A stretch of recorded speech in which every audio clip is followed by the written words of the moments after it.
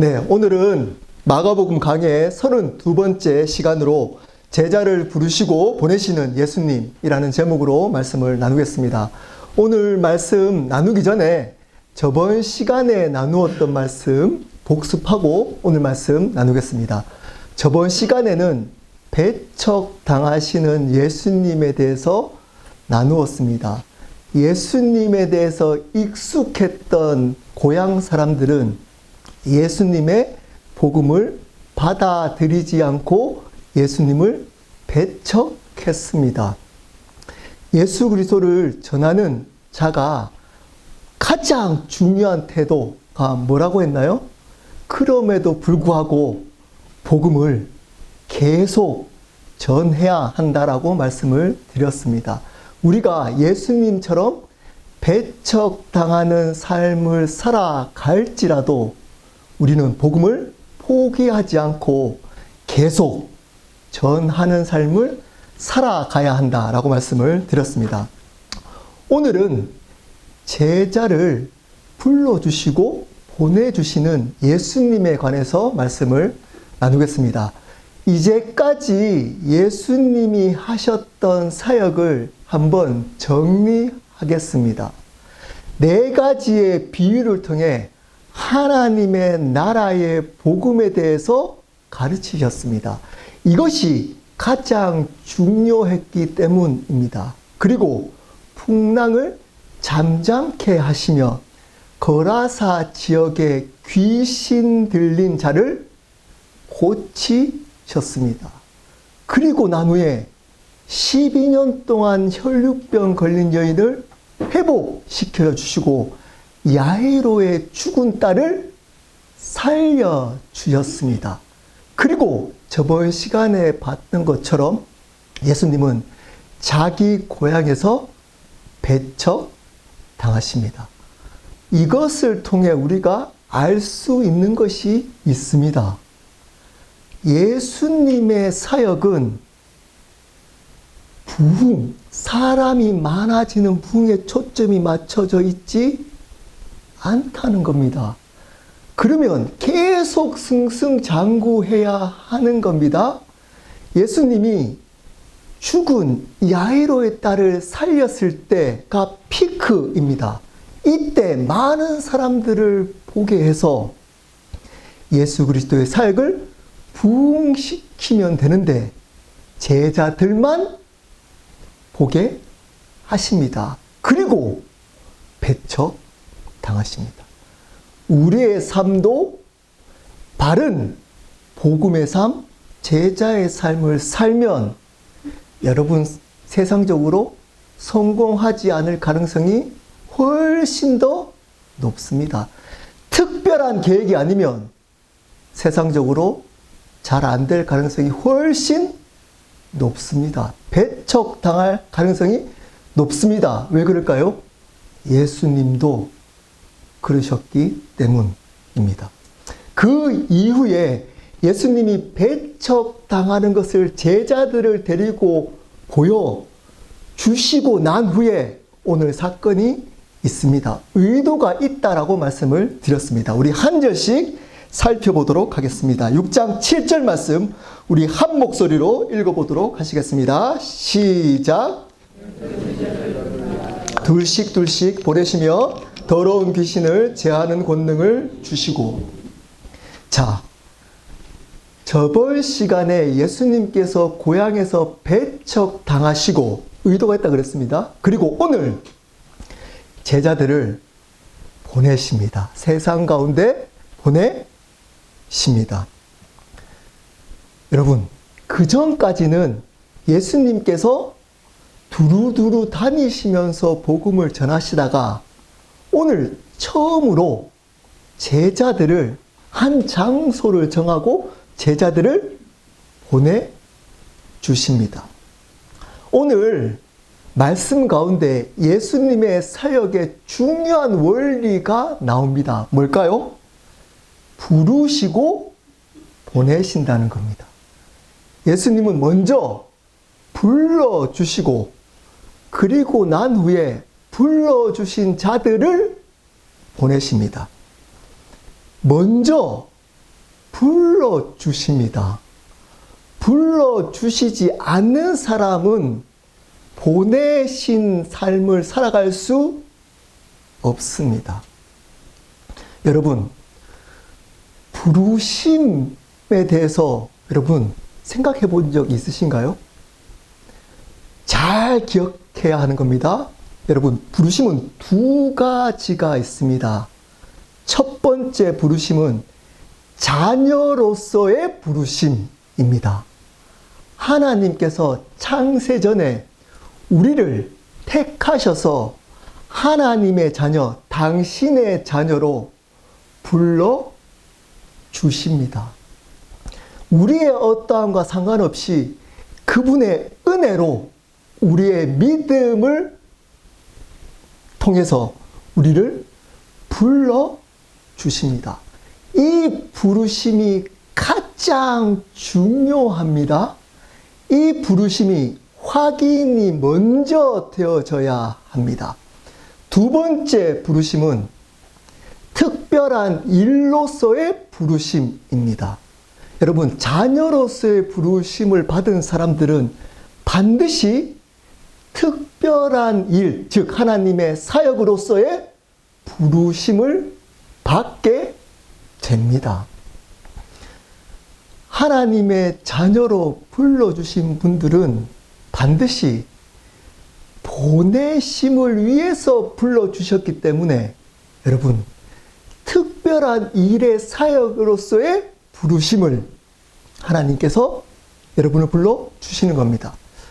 저는 목사로서 하나님의 일을 위해서 불러주셨습니다. 어떤 분들은 주부로, 어떤 분들은 비즈니스로, 어떤 분들은 선교사로 하나님은 불러주십니다. 각자의 삶 가운데 이것은 하나만 있는 것이 아닙니다. 교회 안에서도 복음을 전하기 위해서 어떤 분들은 교사로, 어떤 분들은 저같이 목사로, 어떤 분들은 여러 가지 집사로 불러주십니다.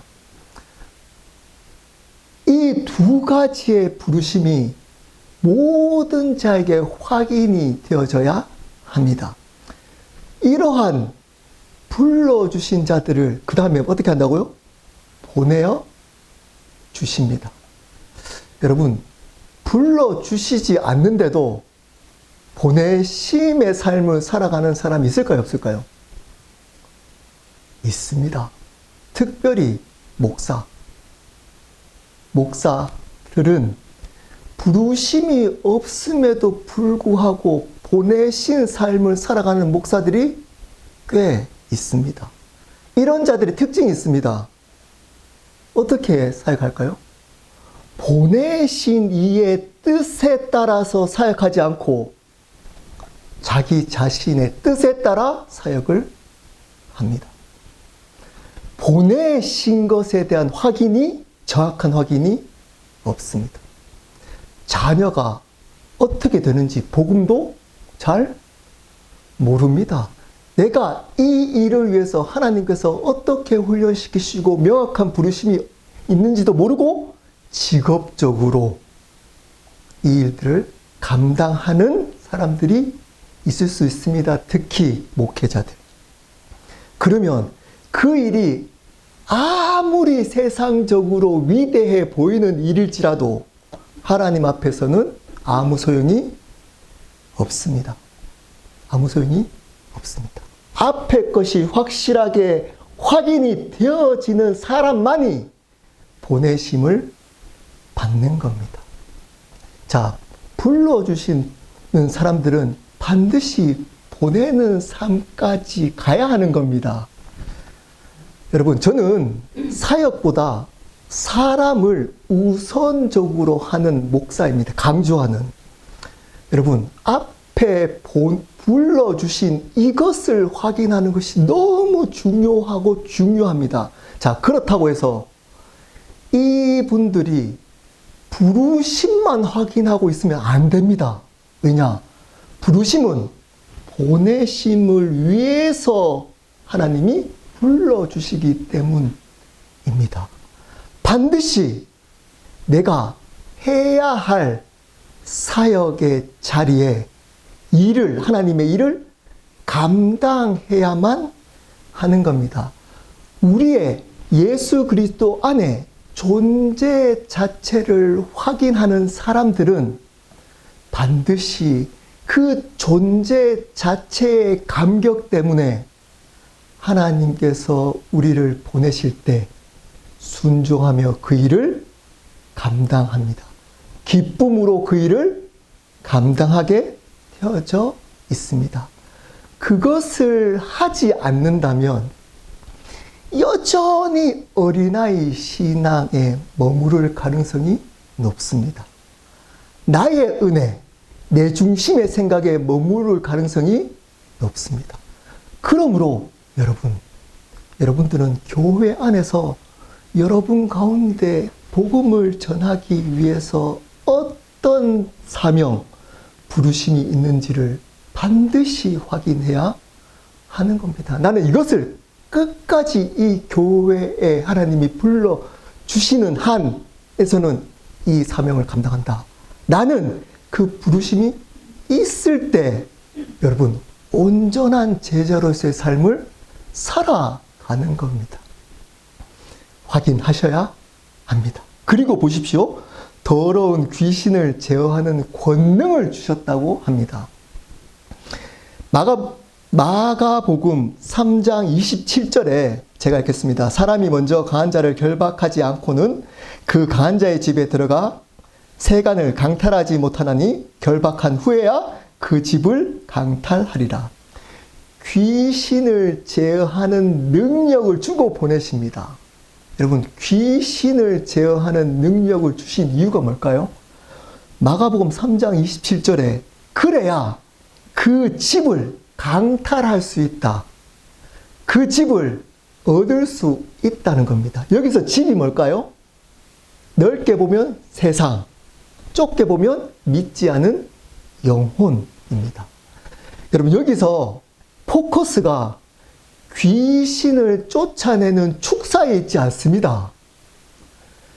귀신을 제어하는 권능을 주셨다라는 말은 귀신을 쫓아내는 권능을 주신 목적에 포커스가 있습니다.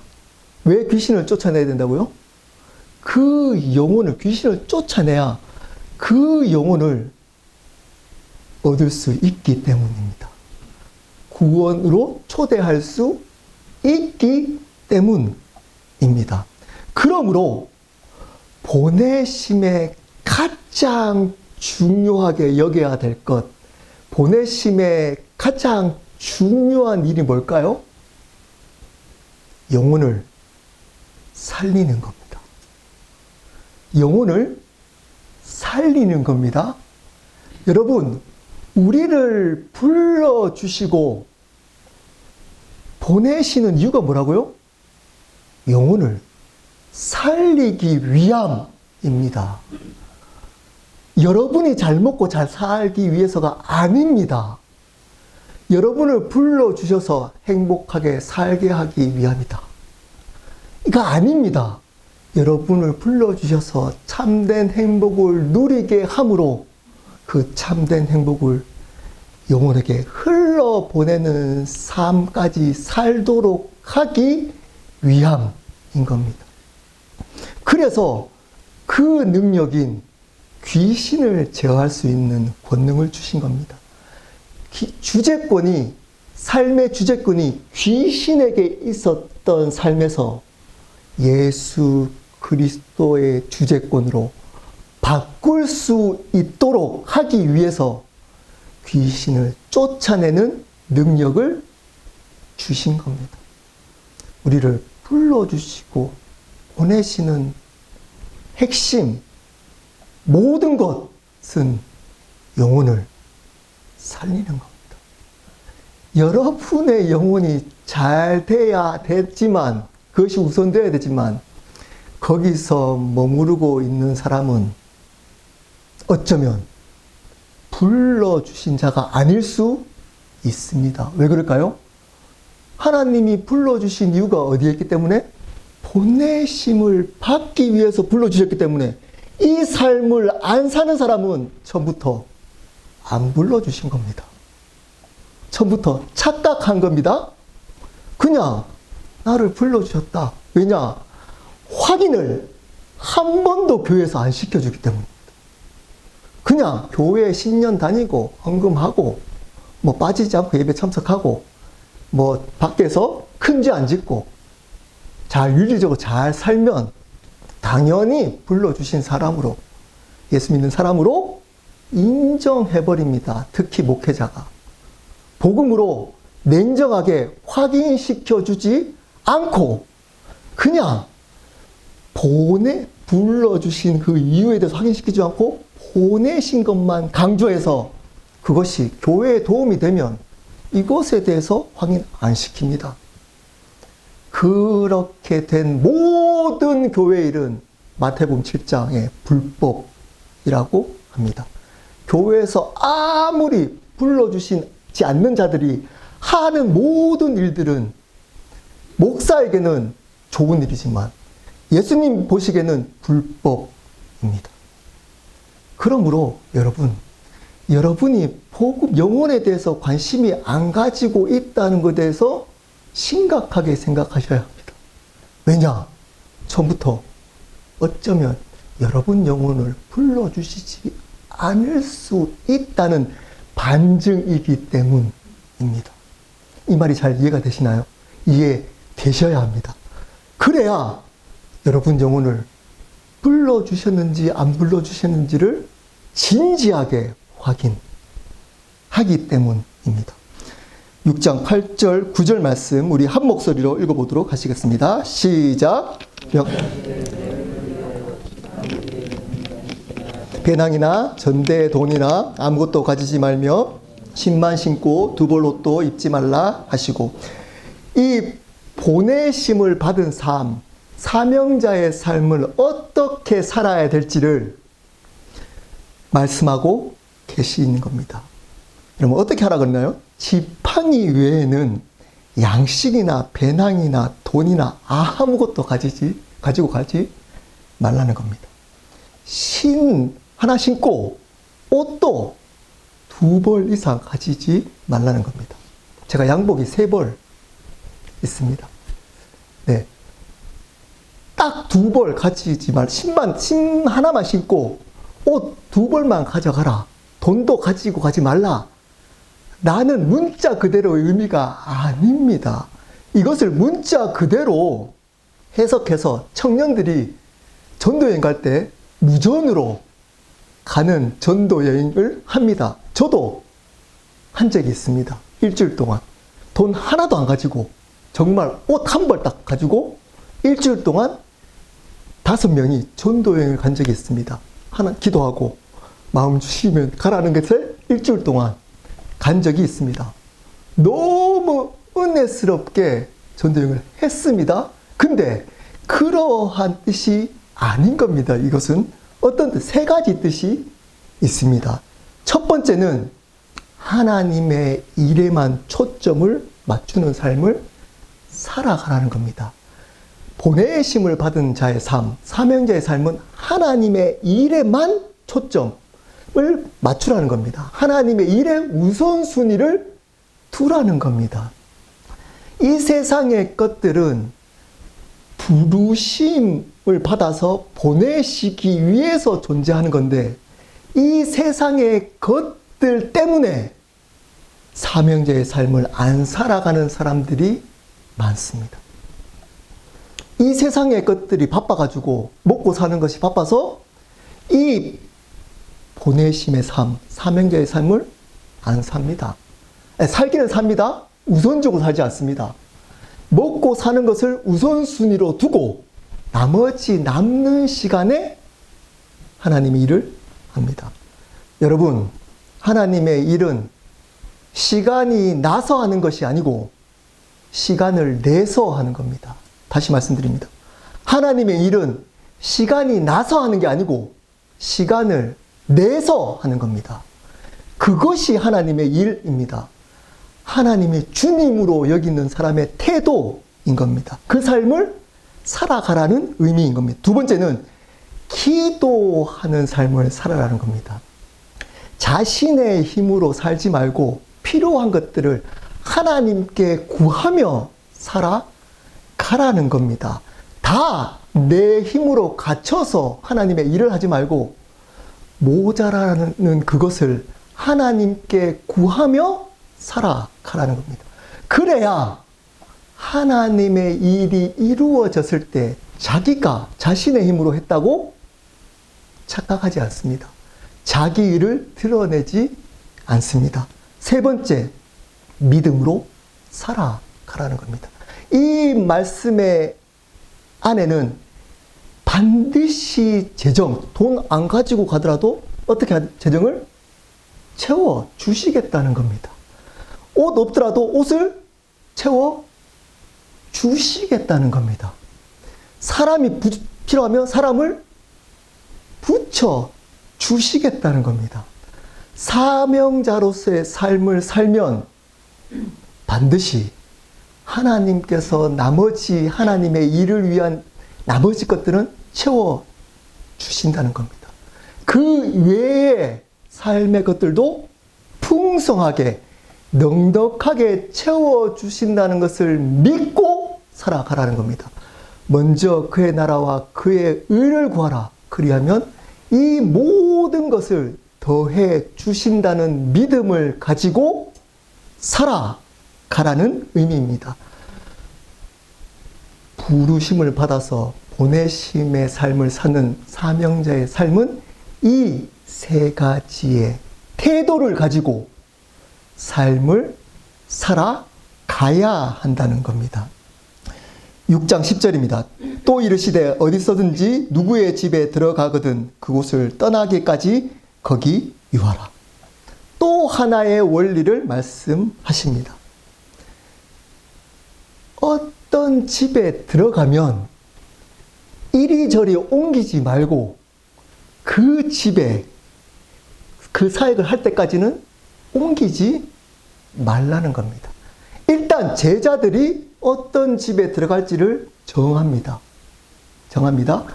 그리고 나서 그 집에 머무르면, 자, 정했는데 그곳에 있는 사람이 조금 안 좋게 대할 수 있을까요, 없을까요? 있죠. 그 집의 숙소가 마음에 안 들 수도 있습니다.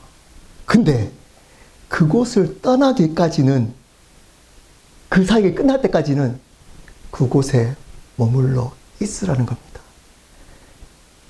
자, 마태복음 10장 17절에 이렇게 말씀합니다. 똑같은 병행 구절입니다. 어떤 성이나 마을에 들어가든지 그 중에 합당한 자를 찾아내어 너희가 떠나기까지 거기서 머물라. 합당한 자. 여기에 누구의 집을 어떤 단어로 바꿨나요? 합당한 자. 여러분, 합당한 자를 찾아서 그 집에 들어가라는 겁니다. 여기서 합당한 자가 뭘까요?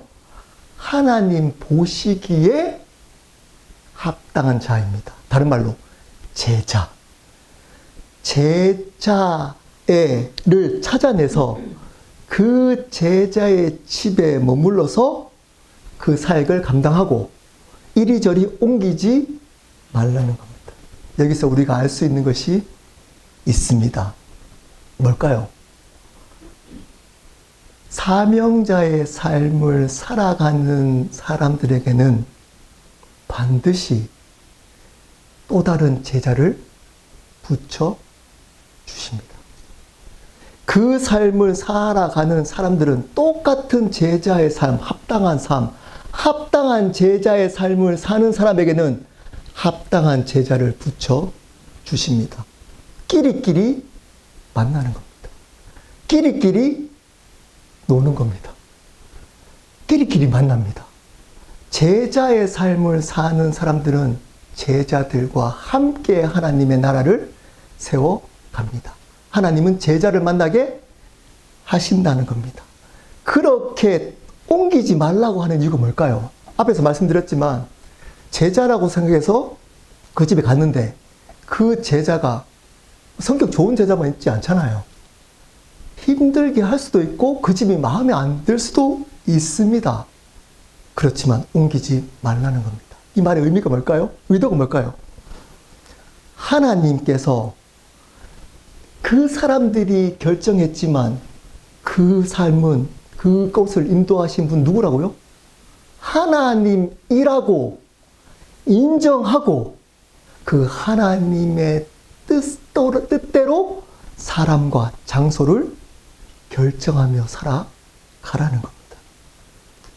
여러분, 여러분이 지금 있는 이곳은 하나님이 인도하셨습니다. 자, 인도하셨는데 다 마음에 드나요, 사람들이? 저는 일단 마음에 듭니다. 지금까지는 다 마음에 듭니다. 여러분, 그러면 교회는 뭐 그렇다 치고, 여러분, 배우자. 저는 20년 지금 됐습니다. 하나님께서 여러분이 결정했지만, 누가 인도하신 거라고요? 하나님이 인도하신 겁니다. 마음에 드나요? 네, 알겠습니다. 표정을 보니까. 네, 안 될 수 있습니다. 근데 그것을 순종하며 살아가라는 겁니다. 직장을 하나님께서 인도하셨는데 직장에 있는 사람들이 다 마음에 드나요? 안 될 수 있습니다. 그렇다고 여러분의 뜻대로 이곳저곳 옮기지 말라는 겁니다. 비즈니스 하다가 힘들 수 있습니다. 기도하고 이 짓을 결정했다고 하는데도 힘들 수 있습니다. 그렇다고 이것저것 비즈니스를 바꾸지 말라는 겁니다. 하나님이 인도하신 그 영혼, 그 장소를 하나님이 인도했다는 믿음을 가지고 순종하며 자족하고 살아가는 것이 사명자의 태도라는 겁니다. 여러분, 지금 있는 우리에게 맡겨진 영혼들, 하나님 보시기에 최선입니다. 배우자, 가족들, 교회 지체들, 그리고 교회, 가정, 직장. 자, 그러면 옮길 때는 어떻게 돼서 옮겨야 될까요? 하나님의 뜻이 아닐 때, 하나님의 뜻이 아닐 때 옮기는 겁니다. 그렇지 않고는 여러분이 있는 이곳을 여러분의 뜻대로 사람을 마음대로 끊거나, 저 사람 마음에 안 든다고 마음대로 끊거나, 마음에 안 든다고 장소 있는 곳을 옮기시면 안 됩니다. 그것은 사명자의 태도가 아니기 때문입니다. 11절입니다. 읽겠습니다. 어느 곳에든지 너희를 영접하지 아니하고 너희 말을 듣지 아니하거든 거기서 나갈 때 발 아래 먼지를 떨어버려 그들에게 증거를 삼으라 하시니. 복음을 전하러 어떤 집에 갔는데 그 집에서 복음을 거절하면 어떻게 하라고요? 먼지를 떨어버리라는 겁니다. 발 아래 나오면서 먼지를 털라는 겁니다. 유대의 관습상 그때 발에 먼지를 떠는 행위는 어떤 행위일까요? 유대인들이 유대 지역에 부정한 곳을 지나가거나 또는 이방인 지역을 어쩔 수 없이 지나가고 나서 집으로 들어올 때 먼지를 떨고 들어갑니다. 부정한 것이 떨어버리는 의미입니다. 어떤 의미일까요? 그것은 복음을 받아들이지 않는 그 집, 그리고 그 사람은 부정한 사람, 부정한 장소라는 겁니다. 자, 11절에 보십시오. 어느 곳에 있든지, 다른 말로 어떤 곳에 가든지. 어떤 느낌이 있나요? 여러분, 제자들이 어떤 지금 모습으로 전도하러 갈까요? 저같이 지금 양복 입고 넥타이 매고 이렇게 머리에 젤 바르고 깨끗한 모습으로 갔을까요? 이들은 쉽게 얘기하면 노숙자와 비슷했습니다. 그리고 주류가 아니었어요. 근데 대부분 전하는 대상은 세상적으로 그들보다 훨씬 잘 사는 사람들이었을 겁니다. 그곳에 어떻게 해서 들어갑니다. 그리고 예수님이 전하라고 하는 하나님의 나라의 복음을 전합니다. 잘 받아들였을까요? 우습게 여겼을 가능성이 굉장히 높습니다. 속으로 이렇게 생각했을 겁니다. 너나 잘해. 여러분, 이 얘기 들어본 적이 없나요? 저번 시간에도, 저번 주에 배척당하시는 예수님 때도 얘기했던 겁니다. 야, 예수야, 너나 잘해. 너희 집 꼴을 봐봐. 엄마가 미혼모잖아. 그것도 결혼도 안 했고 임신했던. 그리고 너희 집 꼴을 봐봐. 아버지도 없고. 이렇게 가난하게 사는 너가 전하는 복음이 진짜라고? 너나 잘해. 라고 했을 가능성이 높습니다. 그러한 사람이 훨씬 더 많았을 겁니다. 약, 제 추측으로 90% 이상. 거기에 눌리지 말라는 겁니다. 거기에 쫄지 말라는 겁니다. 선포하라는 겁니다. 어느 곳에 있든, 어느 곳에 가든지 그곳이 너희들보다 훨씬 위대한 사람, 위대한 세상적으로 성공한 집에 들어가더라도 절대 쫄지 마. 절대 기죽지 마. 너희들은 하나님의 대리인이야. 그 믿음으로 먼지 떨어내. 믿지 않는 자들은, 너희들은 세상적으로 아무리 위대하더라도 저주받은 자들이야. 저주받은 자들이야. 불쌍한 자들이야. 라고 선포하라는 겁니다. 영적 기세를 가지고 살아가라는 겁니다. 눌려서 살지 말고 세상에 영적 기세를 가지고 살아가라는 겁니다.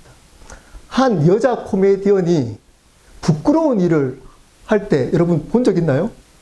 어떻게 얘기하나요? 삶은 기세다. 라고 외치면서 그 일을 하더라고요. 여러분, 믿음은 기세입니다. 눌리지 마십시오. 그 어떤 사람이 여러분 앞에 있더라도 그 사람이 대통령이든 이 세상의 권력자이든 이 세상에 성공한 사업가든 기죽지 마십시오. 왜냐? 우리는 하나님의 나라의 영원한 복음의 대리자이기 때문입니다. 배척당할 겁니다. 무시당할 겁니다. 거기에 절대 기죽지 마십시오. 먼지를 떨어내십시오. 근데 왜 기죽을까요? 여러분, 왜 기가 죽을까요? 아주 확실합니다. 기죽는 이유는 기준이 세상적 기준을 가지고 있기 때문입니다. 사명자라고 입술로서는 말을 하지만 삶의 기준은 이 세상의 기준을 가지고 있기 때문인 겁니다. 심지어 목사들도 이 기준을 가지고 목회를 합니다. 이 기준에 맞는 목회자를 존경받기 때문입니다. 이 기준으로 살아가는 성도들이 이 기준을 가지고 있는 목사를 존경하기 때문에 목사들이 이 기준을 가지고 목회를 합니다.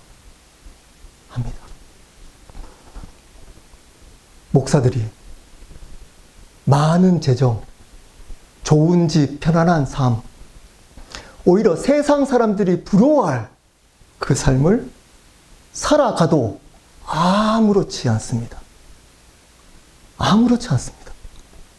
오히려 그런 목사들을 세상적 기준을 둔 사람들은 존경하는 경우들이 많습니다. 그래서 그들은 영혼에 대한 간절함보다 목회의 성공에 대한 간절함이 더 큽니다. 영혼에 대해서는 관심이 없습니다. 목회에만 성공하면 그것이 이루어지기 때문입니다. 그 사람들은 절대 먼지를 털 수 없습니다. 절대 당당하게 살아갈 수 없습니다. 항상 그 기준보다, 자기가 가지고 있는 세상적 기준보다 높은 기준의 사람을 만나면 기가 죽기 때문입니다. 근데 발을 떨어내고 비록 배척당하고 연약하고 부족한 세상 사람들이 보기에는 너무나 비참한 삶을 살더라도 나의 부르심이 확실하고, 그래서 보내심을 확실한 사명자들은 절대 기준을 가지고 있기 때문에 절대 기죽지 않습니다. 절대 기죽지 않습니다. 그 기준이 하나님 앞에 절대 기준이기 때문입니다. 근데 세상적, 상대적 기준을 가지고 있는 가짜 종교 장사꾼들, 가짜 그리스도인들은 세상에 있는 성공한 사람들 앞에 기가 죽습니다. 세상에 눌려서, 세상에 묶여서, 세상에 눈치 보며 살아가는 겁니다. 여러분, 그렇게 살아가는 목사들은 목사 아닙니다. 종교 장사꾼들입니다. 이 종교 장사꾼들이 판을 치고 있습니다. 분별하셔야 됩니다. 여러분이 먼저 기죽지 않고 불러주신 것을 확실히 하고, 내가 이 땅에 보내시는 목적이 무엇인지를 확실히 아는 사람은 그러한 가짜 종교 장사꾼들을 분별해 냅니다. 그렇지 않으면 그저 휩쓸려서 여러분들도 그렇게 살아갈 수 있습니다. 6장 12절 13절입니다. 우리 함께 읽어보도록 하시겠습니다. 시작.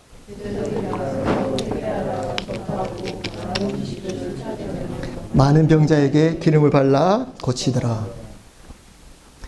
제자들이 했던, 보내심을 받은 사명자가 감당했던 사역 두 가지가 나옵니다. 첫 번째 뭘까요? 회개시키는 사역, 다른 말로 복음을 전하는 삶, 구원을 주는 삶입니다. 복음을 전해서 구원을 주는 삶입니다. 두 번째는 귀신을 쫓아내며 많은 병자에게 기름을 바르는 것, 뭘까요? 치유사역입니다. 상처로 아파하고 있는 영혼을 회복시키는 사역입니다. 이 두 가지의 수단이 뭘까요? 제자들에게 이 두 가지를 하는 예수님이 가르쳤던 수단이 뭔가요? 하나님의 나라의 복음입니다. 그것 외에 다른 것이 없습니다. 복음 가지고 회개시키고, 복음을 가지고 회복시키라는 겁니다. 여러분, 그러므로 복음을 전하는 삶을 살아가야 합니다. 바른 부르심을 받은 사람은 복음을 전하는 삶을 살아갈 수밖에 없습니다. 그 삶을 위해서 우리를 불러주셨기 때문입니다. 여기서 회개하라의 원어적 의미가 나눈 적이 있습니다. 뭐라 그랬나요? 방향을 바꾸는 겁니다. 그냥 이거 아닙니다. 교회 오십시오. 예수 믿으십시오. 예수 믿습니까? 아멘. 믿습니다. 이거 하라고 얘기한 거 아닙니다. 회개하라라는 의미는 짧지만 그 안에 굉장히 중요한 복음의 핵심이 들어 있습니다. 뭘까요? 방향을 바꿔라. 방향을 바꾸십시오. 당신이 주인된 삶에서 예수님이 주인된 삶으로 방향을 바꿔라. 회개하라. 명령어잖아요. 바꿔라. 그래야 산다. 바꿔야 한다. 라고 선포하며 살아가라는 겁니다. 거절하면 어떻게 하라고요? 먼지를 떨어내라는 겁니다. 거기에 너나 잘해. 야, 너 같은 게 무슨 복음을 잘. 거기에 기죽지 말라는. 그리고 여러분, 마음의 아픔을 가진 사람들을 회복시키는 일을 해야 합니다. 여러분, 방향을 바꿨다고 다 하나님께서 주시는 기쁨과 평안, 자유함을 누리며 살아가는 것이 아닙니다. 아픔을 가지고 여전히 아픈 마음을 가지고 살아갑니다. 그들의 마음을 만지고 회복시켜주며 살아가라는 겁니다. 여러분, 사명자의 삶은 두 가지입니다. 복음으로 믿지 않는 영혼에게 생명을 주고, 복음으로 아픈 영혼을 회복시키며 살아가는 삶입니다. 그 삶을 살아가라는 겁니다. 사랑하는 여러분, 말씀을 마무리합니다. 하나님께서 우리를 불러주셨습니다. 이 자리로 불러주셨습니다. 그 말의 의미는 잊지 말아야 됩니다. 불러주시는 이가 중요하다는 겁니다. 불러주시는 이가 중요합니다. 부르심을 받은 사람은 아무것도 중요하지 않습니다. 중요하지 않습니다. 불러주시는 이가 중요하다는 겁니다. 목사 중요하지 않습니다. 중요하지 않습니다. 불러주시는 이가 중요한 겁니다.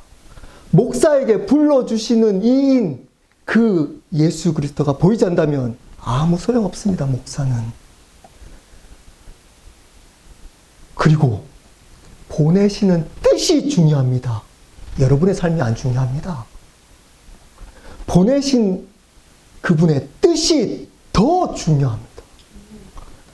여러분 가운데 고난들이 있을 거라고 생각합니다. 여러 가지 이해되지 않는 고난 또는 먹고 사는 게 쉽지 않잖아요. 쉽던가요?